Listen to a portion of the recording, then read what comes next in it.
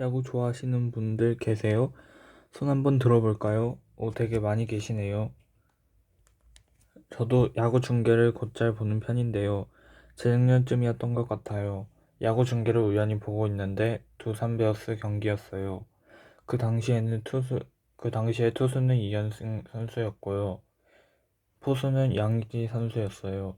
두산이 위기 상황이 됐어요. 근데 양의지 포수가 타임 요청을 하더니 이현승 투수한테로 다가갔어요. 보통 그럴 때 작전 얘기도 하고 이런저런 의견을 하잖아요. 근데 양의지 선수가 뭐라고 얘기를 하니까 이현승 투수가 글러브로 이렇게 약간 쥐어박는 모션을 하더니 삐식 웃고는 서로 각자의 자리로 돌아갔어요. 그리고 경기는 진행됐죠. 그 당시 스포츠 캐스터가 방금 양의지 포수가 뭐라고 한 걸까요? 라고 얘기했지만 중계를 보는 우리는 알 수가 없었죠. 두산은 위기 상황을 잘 넘겼어요. 이현승 투수가 공을 잘 던졌던 거겠죠. 이현승 투수가 승리 투수가 됐고요. 끝나고 나서 어떤 기자가 이현승 선수를 인터뷰하면서 물어봤어요. 아까 8회 양의지 포수가 다가와서 뭐라고 하던가요? 그랬더니 이현승 투수가 뭐라고 답했느냐면 여러분 여기 보시면 이 까만 거 있죠? 이걸 언더셔츠라고 하는데 이 옷을 이현승 투수가 두 겹을 입고 있었대요. 양의지 포수 양의지 포수가 그 절체절명의 위기 순간에 다가와서 했다는 말이 형 이거 두 개 껴입었어요? 추워? 나이 들었네? 이랬다는 거예요. 그러니까 이현승 선수는 이게 무슨 실없는 소리야 싶으니까 야 들어가 이렇게 돼서 그렇게 헤어진 거죠. 양의지 포수가 하려고 했던 말이 뭐였을까요? 형 긴장 풀어 힘 빼. 이 얘기를 하고 싶었던 거죠. 보통의 사람들이면 이럴 때 투수에게 다가서서 뭐라고 할까요? 형 지금 너무 중요한 순간이야. 모두가 형만 쳐다보고 있어. 이번 공이 얼마나 중요한지 알지? 잘 던져야 돼. 힘내. 라고 얘기를 하죠. 그러면 어떻게 될까요? 더 긴장하게 되겠죠. 어깨에 힘이 빡 들어가고 그러면 공을 제대로 던지기가 더 힘들어질 거예요. 양의지 포수는 그 절체절명의 위기 순간에 이은승 투수가 힘을 뺄 수 있도록 도와준 거죠. 저는 오늘 여러분께 힘을 뺄 수 있는 주문 한마디를 알려드리려고 이 자리에 나왔습니다. 이 얘기를 하려면 우선 저희 집안 얘기부터 해야 할 것 같네요. 제가 중학교 때였던 것 같아요.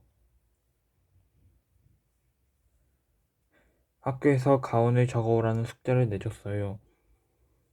집에 가서 우리 집 가온이 뭐예요? 라고 물어봤어요. 참고로 저희 집은 부산인데 아버지가 가훈, 화목이라고 적어가라 라고 하셨어요. 그래서 전 적어가라, 집안의 화목을 가장 자주 깨뜨리는 주범이 아버지가 할 말은 아닌데 라고 생각하면서도 그렇게 적어냈어요. 그거는 대충 되는 대로 적어서 냈던 가훈이었고요. 실질적인 우리 집의 가훈이 무엇인지를 저는 세월이 한참 흘러서야 불현듯 깨닫게 됐습니다. 그것은 저희 가족이 너무 자주 오랫동안 써서 저희 가족의 무의식에 깊숙이 자리 잡게 된 하나의 단어였는데요. 그것은 바로 만다꼬라는 말이었어요. 경상도 출신인 분들은 이 말을 잘 알아두실 텐데요. 만다꼬는 뭐 한다고, 뭘 하려고 등에 해당하는 말로써 what for 이렇게 영어로 번역될 수가 있는 말입니다. 의문사이기 때문에 항상 뒤에는 물음표가 뒤따르고요. 용례를 살펴보자면 다음과 같습니다.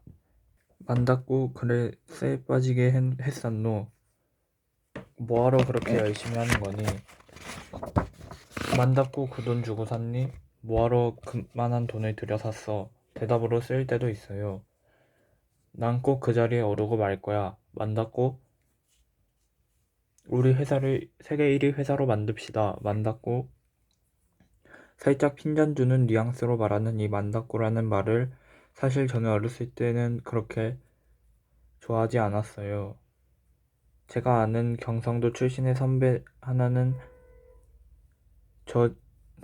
애가 저 장난감 사주세요 라고 했더니 뭐라고 대답했느냐면 만닫고 마 흙 갖고 놀아라 이렇게 얘기했대요. 21세기에 애한테 흙 갖고 놀라고 얘기를 했다는 거예요. 그 애는 이 만닫고라는 말이 얼마나 싫었을까요? 확실히 심지가 굳어지기 전에 어린 아이에게 만닫고라는 말은 허무주의와 무기력으로 이끄는 그런 주문이 될 위험이 있어요. 하지만 제가 세월이 흘러서 좀 자라고 난 뒤에 어른이 돼서 생각해보니까 이 만닫고라는 말은 아주 중요한 질문이었어요. 사는 게 힘에 부칠 때나 또는 선택의 기로에 놓였을 때 제 안에 내재되어 있는 이 만닫고라고 하는 말을 되새기면 저는 그 질문에 대한 답을 찾을 수가 있었어요. 만닫고 이것을 해야 되지? 만닫고 이렇게 살고 있지? 내가 정말로 이것을 원하나? 아니면 다른 사람들이 다 그렇게 사니까 나도 그렇게 살아야 된다고 떠밀려서 생각하는 건가? 저는 만닫고라는 질문을 생각하면서 제가 불필요하게 힘들이고 있던 곳에서 힘을 거두어 들을 수도 있어요. 이를테면 제가 세상을 바꾸는 시간 15분에 출연하게 됐다고 생각하니까 걱정이 되는 거예요. 아, 이거 잘해야 될 텐데 실수하면 어떡하지? 그런 생각이 들었어요. 그러다가 문득 스스로에게 질문을 해봤어요. 만닫고 내가 긴장을 하지? 만닫고가 세바시에 나오면 더 잘해야 된다고 생각하지? 왜냐하면 나는 평소에 잘하는데 저는 수많은 사람들 앞에서 1시간씩, 2시간씩 강연을 해본 적도 있기 때문에 15분 정도의 강연은 사실 부담이 덜하거든요. 근데 만닫고 내가 긴장하는가 라고 곰곰이 생각을 해봤더니 저것 때문이었어요. 카메라 저 뒤에도 있네요.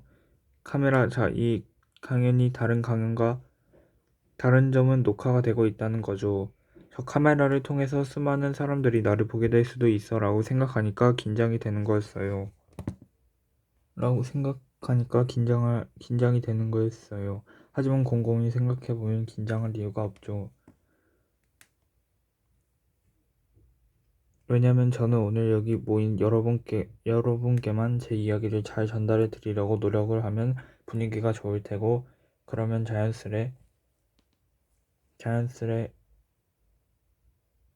자연스러운 모습이 카메라에 녹화될 테니까요. 저는 결국 카메라에 의식할 필요 없이 힘을 빼고 평소에 하던 대로만 하면 되는 거였어요. 이 카메라라고 하는 것이 말이죠. 평소에 잘 웃던 사람도 카메라를 정색하고 들이대면 표정이 굳죠. 결혼식 같은 데서도 자, 신랑 신부 하객 올라오세요. 카메라 여기 잘 보세요. 자, 밀착하시고 45도 어깨 하시고 자, 웃으세요. 하나, 둘 이러면서 찍으면 결과가 어떻게 되죠? 이렇게 되잖아요. 부자연스러운 미소를 지으면 이렇게 되잖아요. 입꼬리에 경련이 일어나고 그게 다 힘이 들어가서 그런 거거든요. 오래 갈 사진에 내 얼굴이 잘 나와야 된다라고 생각하는 것도 있고, 그런데 우리나라 사람들은 이 카메라를 굉장히 의식하며 살아가는 경향이 있어요. 바로 남의 눈이라고 하는 카메라입니다. 좁은 땅덩어리에 사람이 너무 많이 살아서 그런지 모르겠지만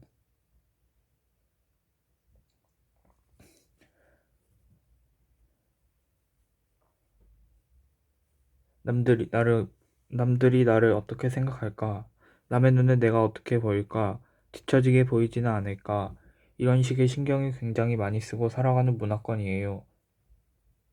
우리나라는 제가 이런 이야기를 들었습니다. 어떤 회사의 자택에 사는 사람의 이야기였는데요. 회사에서 보너스가 나오면 그 사택 앞에 놓여 있는 차가 착착착 바뀐대요. 소형에서 중형으로, 중형 몰던 사람은 대형으로, 이렇게 어느 한 사람이 차를 바꾸면 그 회사를 다 같이 회사를 같이 다니고 있는 직급이 비슷한 사람이 봤을 때, 제가 중형차로 바꿨어? 내가 중형차를 몰 때가 됐나?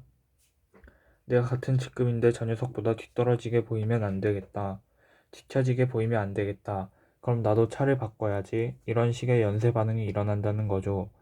그런데 차를 바꿔야겠다는 욕망이 꼭 본인 스스로만의 것은 아닌 것 같죠. 남의 눈이란 게 카메라를 의식한 욕망일 수 있어요. 그럴 경우에 만다꾸라고 질문해 봐야 합니다. 만다꾸 내가 차를 바꿔야겠다고 생각을 하지? 지금 차도 멀쩡히 잘 쓰고 있는데, 차를 바꿀 게 아니라 내가 오래전부터 하고 싶었던 뭔가를 해봐야겠다. 이렇게 생각할 수도 있는 거고. 내가 완전히 반하지는 않은 사람과 지금 만나고 있을 때 주변에 있는 사람들이 결혼 안 해? 국수는 언제 먹여줄 거야? 라고 얘기를 해서 압박감을 느낄 때도 만다고 물어봐야 합니다. 저 사람들이 나 대신 결혼 생활 해줄 건가? 아니잖아요. 내가 이 사람이 너무 좋아서 자연스럽게 결혼을 해야겠다가 아니라 해야 할 때여서 옆에 이 사람이 있으니까 결혼하는 거죠. 아무래도 아닌 것 같아 라고 판단을 낼 수가 있겠죠. 얘한테도 야 들어가서 공부해 이렇게 잔소리를 하다가도 스스로 만다고 라고 물어볼 수 있겠죠. 이게 정말 애를 위한 걸까? 저렇게 공부에 취미가 없는 애를 공부하라며 압박하는 것은 혹시 내 자식이 성적이 잘 안 나오면 내가 남들 눈에 스스로 성찰을 해볼 수도 있겠죠. 저는 카피라이터 출신이기 때문에 사람들에게 스스로의 욕망이 아닌 욕망을 주입하는 기술을 갖고 있어요. 이런 차를 몰아라, 이런 코트를 입어라, 이런 집에서 살아라. 사람들이 어떤 것을 굉장히 강렬하게 원하게 될 때는 그게 스스로만의 욕망이 아닐 수가 있어요. 저는 그런 기술을 갖고 있기 때문에 여러분께 이 만다꼬를 되새겨 보기를 권합니다. 뭔가를 굉장히 갖고 싶어질 때 만다꼬라고 스스로에게 질문을 해보면 이게 정말 내가 그것을 원하는 건지 아니면 어떤 기술에 휘둘려 잠시 그렇다고 착각하는 건지 생각할 시간을 벌 수도 있겠죠. 이 친구는 제가 같이 사는 친구인데요. 마라톤을 해요. 이 친구의 말에 따르면 마라톤의 백미는 힘들게 뛰고 나서 시원하게 마시는 맥주에 있다고 합니다. 사람들은 인생을 마라톤에 비유하기를 참 좋아하죠. 인생은 마라톤이야. 너 지금 보면 뒤처진 것 같아도 길게 보면 역전할 수 있으니까 쉬지 말고 뛰어야 해. 이렇게도 얘기를 하죠. 그렇기 때문에 힘이 너무 빠져 있고 기진맥진에 있는 사람에게도 저는 그런 분들에게 물어보고 싶어요. 그럼 맥주는 어디 있나요? 저는 최선을 다해서 인생을 살라라는 말에 반대하지는 않습니다. 저 또한 최선을 다해서 살고 있어요. 근데 그 최선은 달리고 또 달리고 쉴 새 없이 달리는 게 아니에요. 저의 최선을 다해서 쫓기는 마음 없이 쉴 때도 있고, 최선을 다해서 게으름을 부리면서 힘을 비축할 때도 있고요. 최선을 다해서 남의 것이 아닌 내 인생을 살려고 질문을 던질 때도 있고요. 물론 최선을 다해서 달릴 때도 있지만 최선을 다해서 맥주를 마실 때도 있습니다. 제가 생각하는 인생의 성공은요, 남들이 생각하는 성공이 아니라 제가 생각하는 인생의 성공이라는 것을 인생을 선물로 받아들일 수 있고 인생에 대해서 고마움을 잃지 않을 정도의 조율을 해나가는 데 있다고 생각해요. 여러분들이 정말로 원하지 않는 것에서 힘을 뺄 수 있어야 정말로 힘을 줘야 될 때 힘을 줄 수가 있습니다. 힘을 줄 때 주고 뺄 때 빼고 그래야 리듬이 생겨나죠. 음악에서도 강박만이 있으면 리듬이 생겨나지 않죠. 그래야 강박이 있으면 약박이 있고 음표가 있으면 쉼표가 있고 그래야 리듬이 생겨나고 그걸로 아름다운 음악을 만들 수가 있어요. 저는 오늘 여러분께 각자의 음악을 만들어 갈 때 꼭 필요한 쉼표의 주문을 말씀드리고 싶었습니다. 여러분이 힘을 빼고 싶을 때 기억해야 될 세 글자 단어가 뭐라고요? 만다꼬요. 만다꼬를 기억하십시오. 고맙습니다.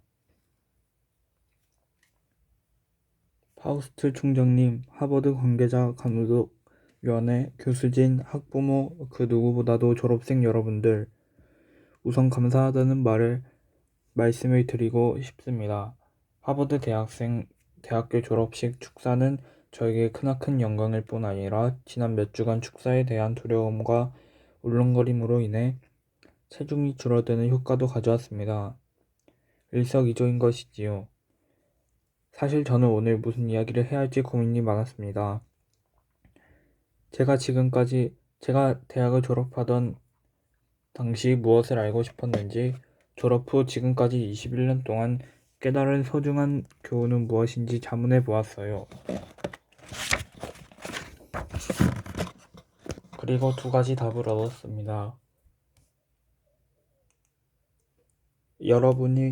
여러분의 학문적 성취를 기념하기 위해 모인 오늘처럼 기쁜 날 저는 실패를 가져다 준 혜택에 관해 이야기하기로 했습니다. 그리고 현실의 문턱에 선 여러분께 저는 상상력이 얼마나 중요한지 강조하고 싶습니다. 비현실적이거나 모순적인 이야기로 들릴 수 있겠지만 끝까지 들어주시기 바라요. 42살이 된 지금 대학을 졸업한 21살의 저를 돌이켜보는 것이 그리 편하지 않습니다. 21년 전 저는 제가 품고 있던 야망과 가족들이 저에게 기대했던 것 사이에서 갈등하고 있었지요. 제가 원하는 것은 오로지 소설을 쓰는 것뿐이라고 확신했습니다. 하지만 가난한 환경에서 태어나 대학 근처도 가보지 못했던 부모님께서는 저의 지나친 상상력을 재미있고 별난 성격 정도로 여기셨을 뿐, 대출금을 갚고 연금을 모으는 데에는 아무런 도움이 되지 않는다고 생각하셨어요. 이제 저는 이러한 역설이 저를 당금질한다는 것을 압니다.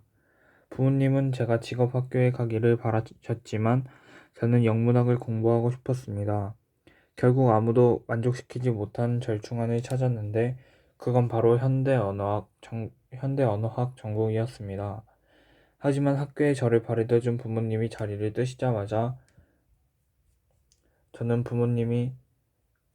독일어를 버리고 허둥지둥 고전학의 세계로 달려갔지요. 부모님께 고전학을 공부한다는 말씀을 들은 기억은 없습니다. 아마 제 졸업식 날 처음 아셨을 거예요. 부모님은 사회적으로 중요한 인물이 되는 데 있어 그리스 신화보다 더 쓸모없는 전공은 없을 거라고 생각하셨을 겁니다. 덧붙이자면 저는 그런 생각을 가진 부모님을 원망하지는 않는다는 점을 분명히 밝혀두고 싶어요. 스스로 결정하고 책임을 지기에 충분한 나이가 되면 부모님 탓에 내 인생이 잘못된 방향으로 흘러갔다면 원망하는 태도는 버려야 합니다. 더욱이 제가 가난하지 않기를 바라셨을 뿐인 저희 부모님을 비난할 수 없습니다. 부모님은 가난을 겪어오셨고 저 역시 가난을 잘 알기에 가난이 고상함과는 거리가 멀다는 것에는 전적으로 동의합니다. 가난은 두려움과 스트레스, 때로는 우울증을 동반합니다.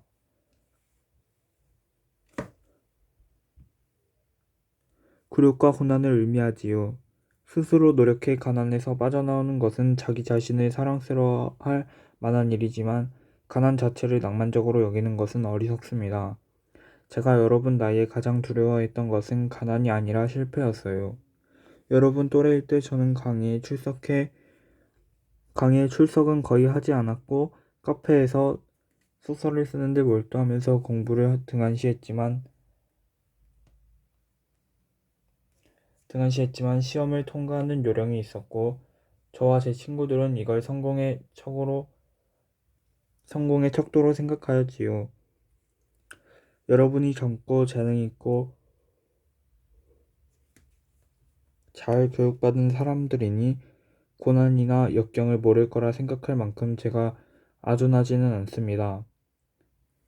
재능과 지적 능력이 뛰어난 사람이라도 운명의 여신으로부터 자유롭지 않지요. 저는 이 자리에 있는 여러분이 순탄하고 자족적이기만 한 삶을 살았으리라 생각하지 않아요.